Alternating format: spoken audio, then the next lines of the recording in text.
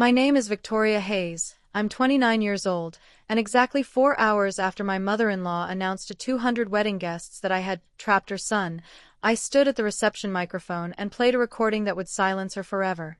The timestamp on that audio file read 11:47 p.m., March 15, 2019, the night Patricia Callahan had called me in tears, literally begging me to marry her precious son before he made the biggest mistake of his life by walking away from our relationship.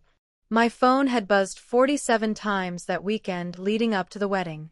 Patricia's name flashed across the screen so frequently that my best friend Sophia grabbed it from my hands during the rehearsal dinner. "She's going to ruin this for you," Sophia warned, scrolling through the increasingly unhinged messages. "You need to block her right now." But I didn't block her. Instead, I did something better. I saved every single message, every voicemail, every desperate text where she praised me as the only woman who could ever handle Michael and a blessing to our family. I created a folder on my laptop titled Insurance, backed it up 3 times, and waited. Some part of me, the part that had survived 2 years of Patricia's hot and cold manipulation, knew exactly what was coming. "You've always been so calculating," she had sneered at me during the cocktail hour, champagne sloshing in her crystal flute. "I see right through this whole performance." The irony of her words would hit differently in exactly 4 hours. Before I explain what happened when I finally pressed play on that recording, let me know where you're viewing from and hit subscribe if you've ever had to deal with a toxic mother-in-law who rewrites history to suit her narrative. Trust me, this story is worth staying around for.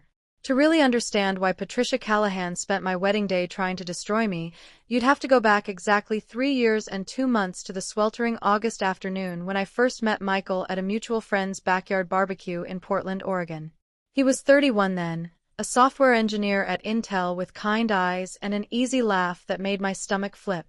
We talked for 6 hours straight about everything from hiking trails to our shared obsession with terrible reality TV shows. When he asked for my number, scribbling it carefully into his phone, I didn't know I was also signing up for a relationship with his mother. Patricia seemed thrilled in the beginning. She invited me to family dinners at her pristine Tudor-style house in Lake Oswego, complimented my homemade lasagna, and told Michael repeatedly how lucky he was. "Finally, a woman with substance," she announced at Thanksgiving 2019, squeezing my hand across the table. "Not like those other girls you wasted time with." The shift happened so gradually I almost didn't notice it. Little comments here and there. "Victoria, sweetheart, maybe a bit less makeup? Michael prefers the natural look." Or, "You're spending an awful lot of money on those yoga classes. Michael's been trying to save for a house, you know." Each remark delivered with a smile sharp enough to draw blood.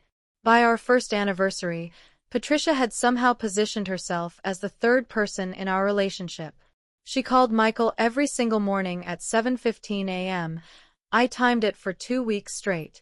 She had keys to his apartment and would let herself in unannounced, once walking in on us kissing in the kitchen and commenting, "Well, don't let me interrupt the show." When Michael got a promotion at work, she threw him a celebration dinner and seated me at the opposite end of the table from him, between his elderly uncle who couldn't hear and his cousin's husband who spent the entire meal on his phone. "Your mom's a lot," I told Michael carefully one night after she'd called 3 times during our movie. "I know," he sighed, "but she means well." "She's just protective." That phrase, "she means well," would become the soundtrack of our relationship for the next year and a half. The real warning signs started when we got engaged in February 2021.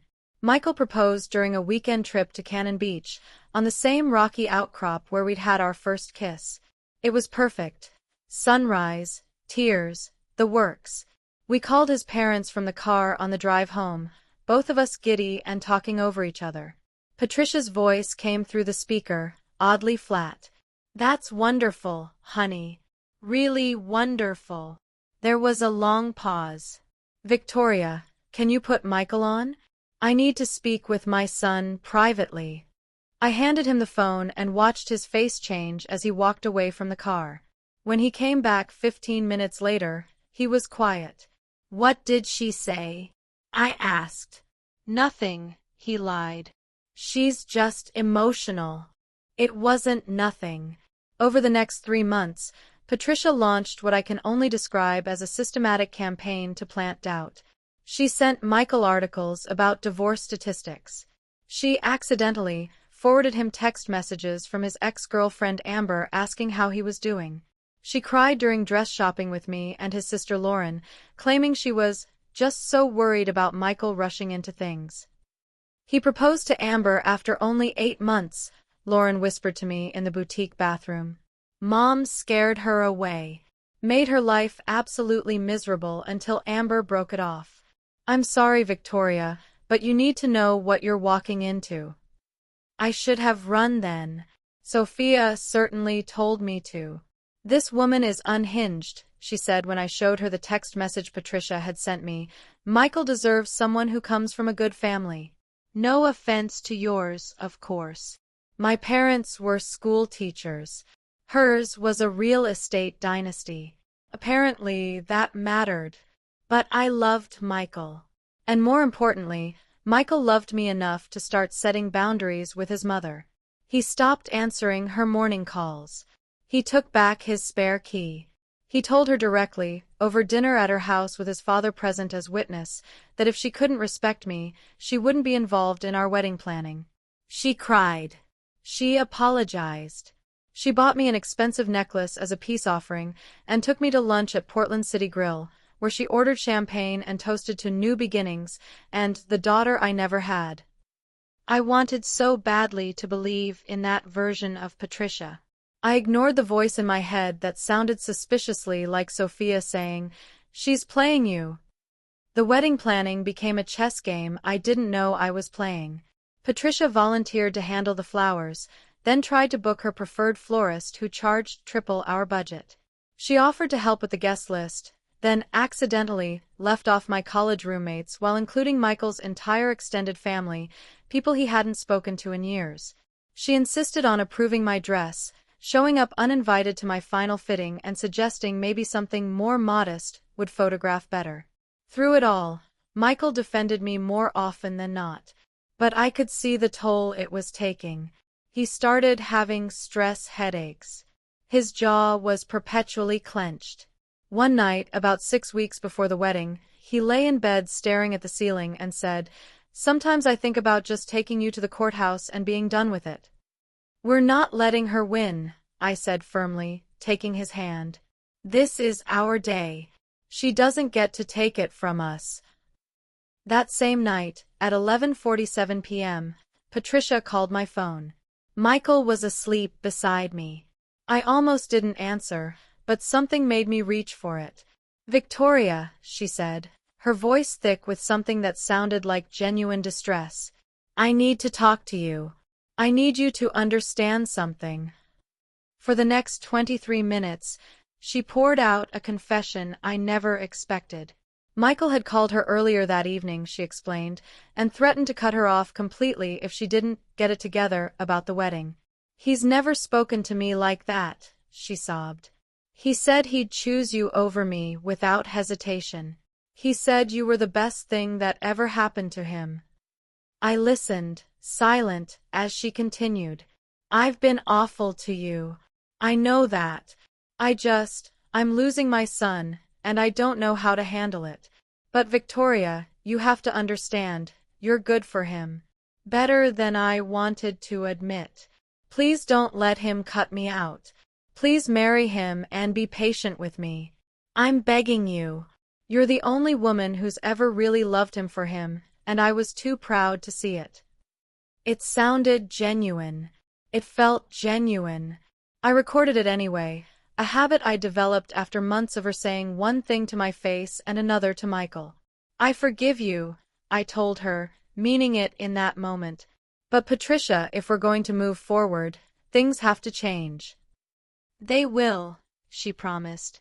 "I swear to you, they will." For the next 6 weeks, she was perfect. She complimented my choices. She offered to help without overstepping. She bonded with my mother over table centerpieces. Sophia remained skeptical. "Leopards don't change spots," she muttered. but even she had to admit Patricia seemed transformed. The morning of the wedding, May 7, 2022, dawned clear and warm.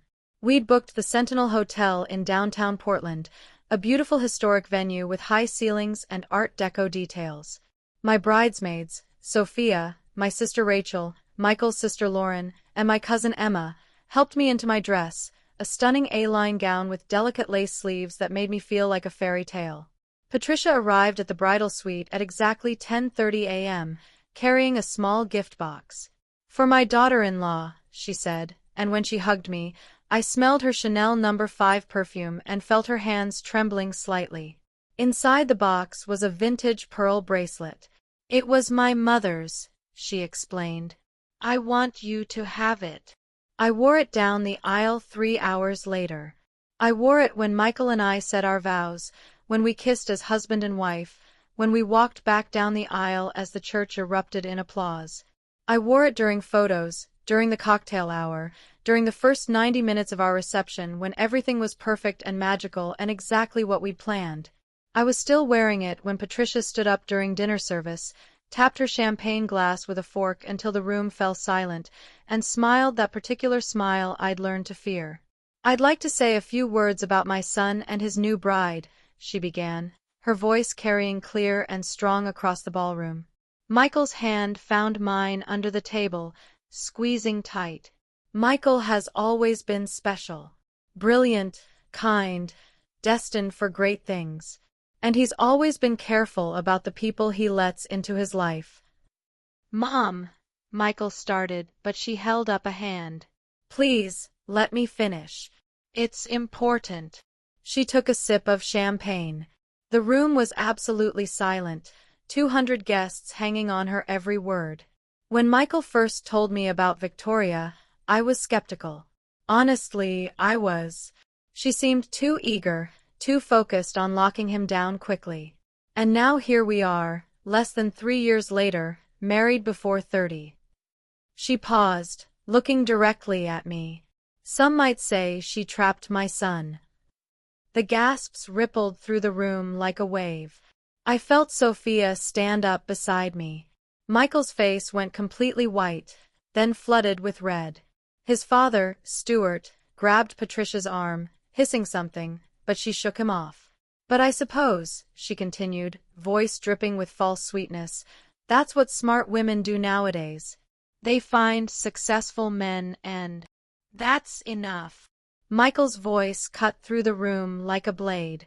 He stood up so fast his chair fell backward. "That's enough, Mother.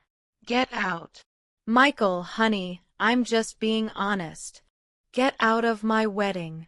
Now." The room erupted into chaos. Patricia's perfectly composed mask cracked, tears suddenly streaming down her face. "You don't mean that." "Michael, I'm your mother." "And she's my wife," he said, his arm around me now. "And you just humiliated her in front of everyone we love.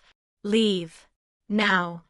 Patricia looked around the room, suddenly realizing that every single person was staring at her with expressions ranging from shock to disgust. My mother had tears running down her face. My father looked like he wanted to throw Patricia out personally. Even some of Michael's relatives were shaking their heads. She gathered her clutch purse with shaking hands. "You'll regret this," she said quietly. "Both of you. When this marriage falls apart, and it will, don't come crying to me." She walked toward the exit, heels clicking on the marble floor. Stuart followed, shooting us an apologetic look. And that's when something inside me finally snapped. Not the sad, defeated kind of breaking. The liberating kind. The kind that makes you realize you're done being anyone's victim. I stood up. My hands were steady as I pulled out my phone. "Patricia, wait," I called out, my voice carrying across the now silent ballroom. She turned, something almost triumphant in her expression, like she thought I was about to beg or cry or give her the emotional reaction she wanted. Instead, I walked to the microphone at the DJ booth. "I just want to share something with everyone," I said, and my voice was steady, clear, calm. Since Patricia has given her version of our relationship, I think it's only fair everyone hears the truth. Victoria, don't, Michael said, but he was smiling slightly, understanding dawning in his eyes. I pulled up the recording on my phone. The one from March 15th, 2019. The one I'd saved in that folder titled Insurance. I connected it to the sound system. This is a phone call Patricia made to me 6 weeks before our wedding. The timestamp is 11:47 p.m. I pressed play. Patricia's voice filled the ballroom, crystal clear. Victoria, I need to talk to you. I need you to understand something. He said you were the best thing that ever happened to him. I've been awful to you. I know that. But Victoria, you have to understand, you're good for him. Better than I wanted to admit. Please don't let him cut me out. Please marry him and be patient with me. I'm begging you. You're the only woman who's ever really loved him for him, and I was too proud to see it. The entire 23-minute conversation played out. Patricia begging. Patricia crying. Patricia admitting her manipulation. Patricia calling me the blessing our family needed and the daughter I never had. By the time it ended, Patricia had gone completely pale. She tried to speak, mouth opening and closing like a fish. No words came out. So no, I said calmly, returning to my seat. I didn't trap your son, Patricia. You tried to trap me into believing I wasn't good enough for him. But the truth is, we chose each other. Despite you. And we'll keep choosing each other every single day for the rest of our lives. The ballroom erupted in applause. My father started it, standing up and clapping loudly. Then Sophia, Rachel, Emma, Lauren. Then Michael's cousins. Then the groomsmen. Then even some of Patricia's own relatives. Within seconds, the entire room was on their feet, clapping and cheering. Patricia fled. Actually ran from the ballroom in her designer heels, Stuart chasing after her.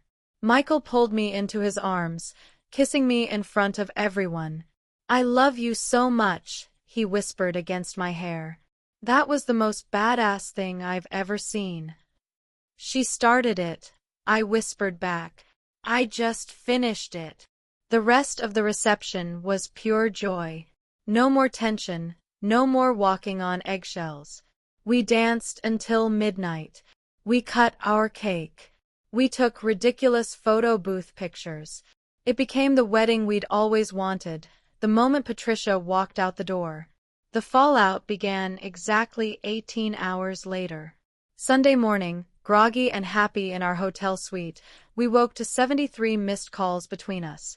Michael's phone showed 41 from his mother. Mine had 32 from various family members and several numbers I didn't recognize. The voicemails were a masterclass in manipulation. Patricia started with hurt. How could you humiliate me like that?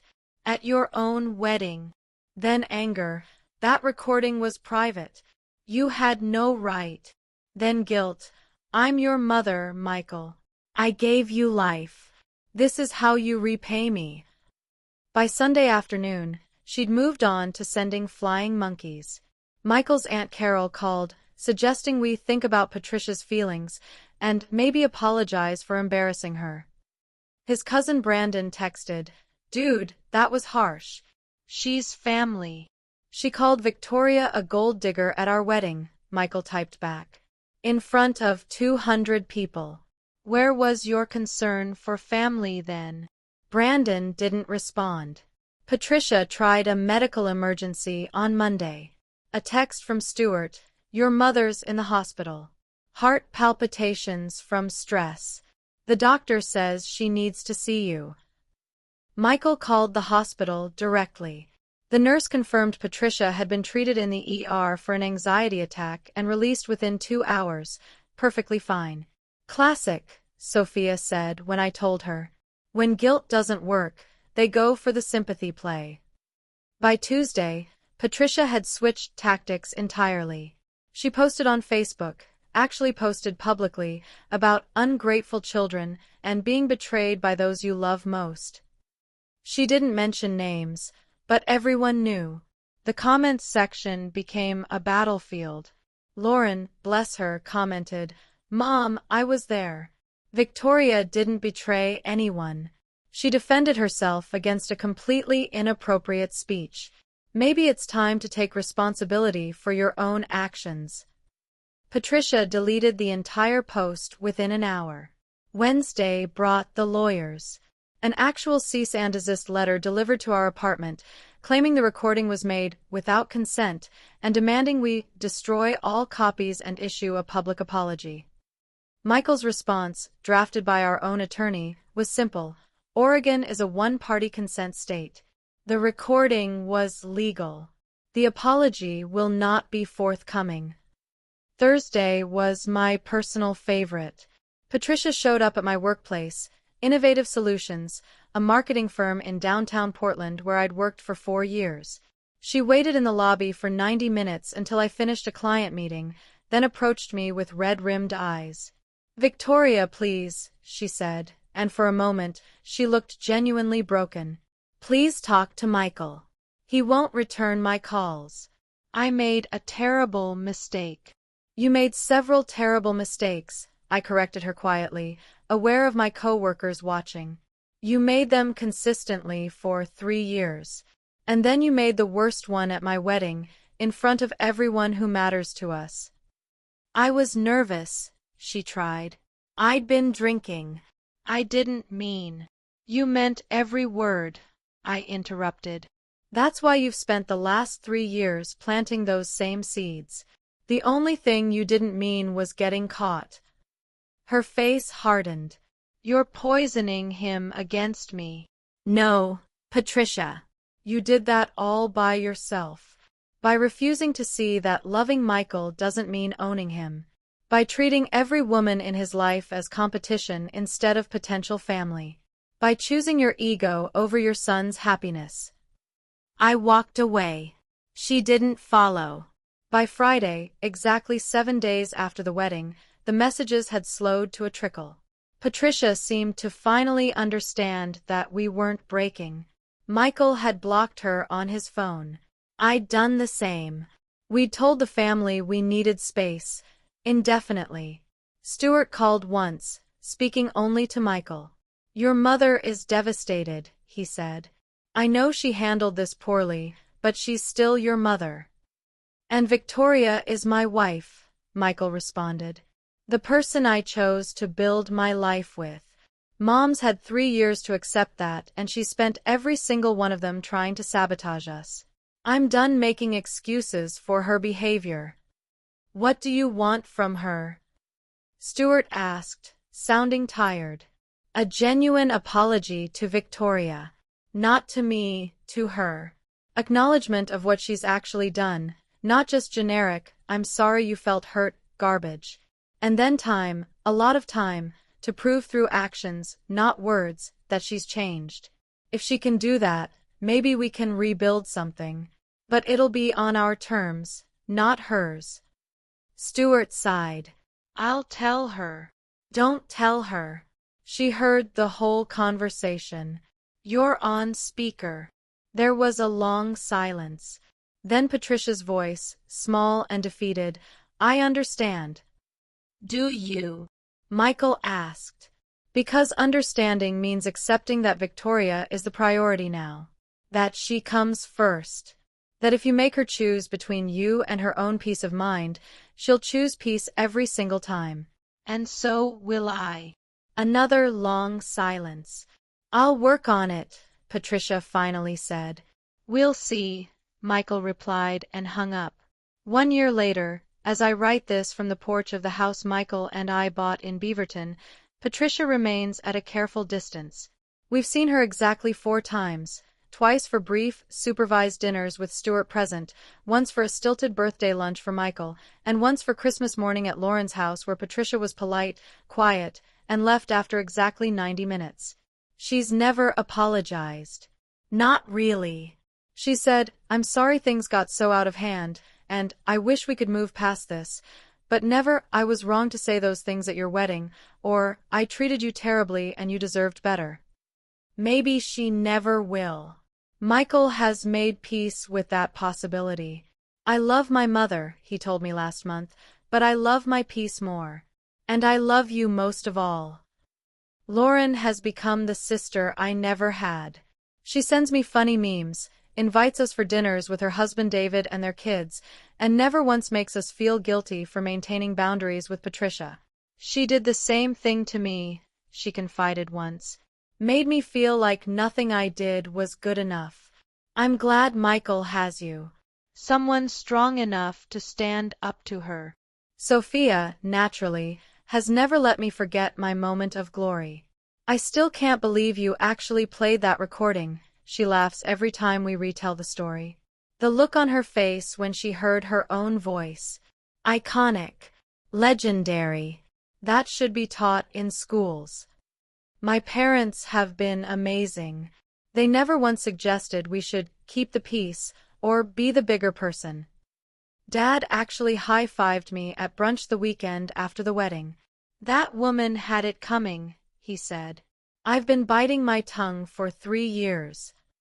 The recording itself has become somewhat famous in our social circle. People who weren't even at the wedding have heard about it. I've had 3 friends dealing with toxic in-laws ask me if I'd be willing to talk to them about setting boundaries. One even asked if I'd consider coaching. I declined, but I appreciated the vote of confidence. Michael has thrived in the past year. The tension headaches stopped. His jaw unclenched. He laughs more, sleeps better, comes home from work energized instead of drained. "I didn't realize how much space she was taking up in my head," he admitted recently. "How much energy I was spending trying to manage her feelings instead of just living my life." We're talking about kids now. The conversation came up naturally, the way important things do in healthy relationships. But we both agree, our children will not be raised around someone who hasn't fundamentally changed her behavior.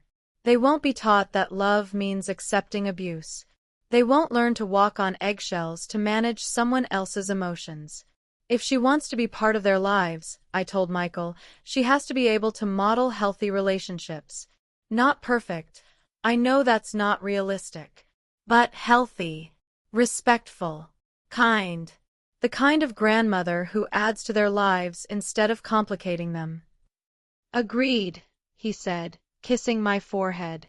"And if she can't do that, they'll still have plenty of love from both our families.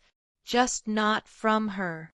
Looking back now, I realize that playing that recording wasn't about revenge, though it certainly felt satisfying in the moment. It was about truth. About refusing to let someone rewrite history to paint themselves as the victim when they'd spent years being the villain. About standing up not just for myself, but for every woman who's ever been told she's too sensitive or causing drama when she dares to call out bad behavior. Patricia wanted me to be small, to be grateful, to be so desperate for her approval that I'd tolerate anything to get it. The recording was proof that I'd never been that person, no matter how hard she tried to make me feel like I was. Some people tell me I should take the high road, that I should have just ignored her speech and not stooped to her level. To those people, I ask, what's high about letting someone publicly humiliate you at your own wedding? What's noble about protecting someone who wouldn't protect you? The high road, in my opinion, is standing up for yourself with truth and documentation, not suffering in silence so others don't feel uncomfortable. Michael says I saved him that day. That by refusing to accept Patricia's narrative, I freed him to finally see the situation clearly. "I always knew something was off," he told me. "But I'd been conditioned to excuse it, explain it away. Watching you stand up to her, playing her own words back to her, it was like seeing everything in focus for the first time. For the first time in years, probably since before I even met Michael, I sleep peacefully at night. I don't wake up at 3 a.m. wondering what passive-aggressive text will arrive in the morning. I don't tense up when the phone rings. I don't second-guess my own reality because someone else has a different version of events. The real inheritance Patricia gave me wasn't the pearl bracelet, though I still wear it sometimes, reclaimed as a symbol of survival rather than obligation. It was the lesson that some people will never give you the approval you seek, no matter how perfectly you perform. And once you stop performing for them, you get your life back. Have you ever dealt with a toxic mother-in-law who tried to sabotage your relationship? What was your breaking point? Share your story in the comments below. You're not alone, and sometimes just knowing others have survived similar situations makes all the difference. Don't forget to subscribe and hit that notification bell for more stories about setting boundaries and choosing yourself when family demands you disappear. Because here's what I've learned: you don't owe anyone access to your life who refuses to respect your place in it. Not even family. Especially not family who weaponizes that label to excuse inexcusable behavior. Patricia thought saying, "She trapped my son," would diminish me, would make me small and desperate and ashamed. Instead, she gave me the gift of absolute clarity. And in the end, the only person who got trapped was her, trapped by her own words, her own manipulation, her own inability to see that love isn't control. I didn't trap Michael. We freed each other.